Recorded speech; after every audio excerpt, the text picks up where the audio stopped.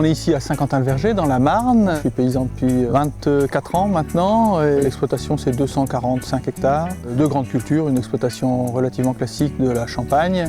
Et puis une diversification un peu plus originale dans la région, un verger de noyer qui représente 7 hectares en surface. Donc une surface à la fois suffisante pour amortir du matériel pour travailler les noix et pas non plus trop importante parce que l'objectif c'est de les vendre directement à partir de la ferme et donc il faut réussir le challenge commercial.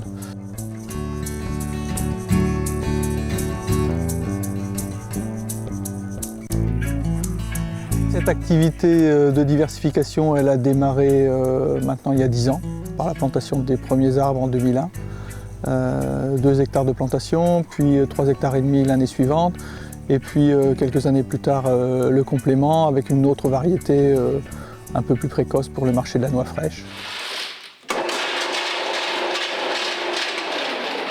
Donc la commercialisation des noix, c'est avant tout un choix délibéré de le vendre en direct pour maîtriser son prix.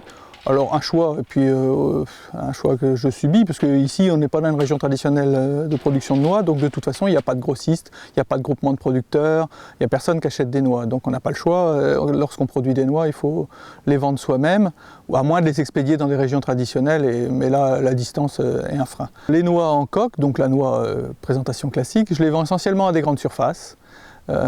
Parce que l'objectif c'est aussi de livrer des quantités relativement importantes, donc je voulais des revendeurs qui aient une capacité de prendre des livraisons assez importantes pour ne pas faire des tournées régulièrement avec 4 noix dans le coffre de ma voiture.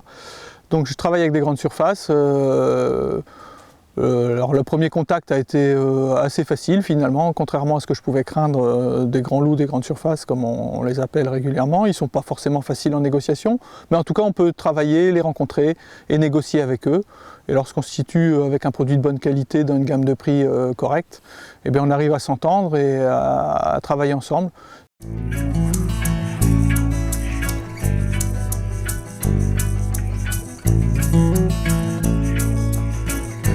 Pour compléter en fait la valorisation des noix et puis compléter la gamme aussi, j'ai développé depuis cette année le cassage et donc les noix en cerneau. Et là le circuit prioritaire c'est la boulangerie. Ce sont des gros consommateurs de noix en cerneau dans les pains aux noix et puis aussi les restaurateurs et les traiteurs pour tous les accompagnements dans les salades ou dans les plats préparés. On a aussi besoin de valoriser une partie des cerneaux qui sont plus petits ou moins beaux. Je fais fabriquer par un huilier dans la Vienne de l'huile de noix à partir de mes cerneaux. Et ça finit de compléter la gamme. Donc noix en coque, cerneaux et huile de noix, c'est ce qu'on arrive à sortir de ce verger.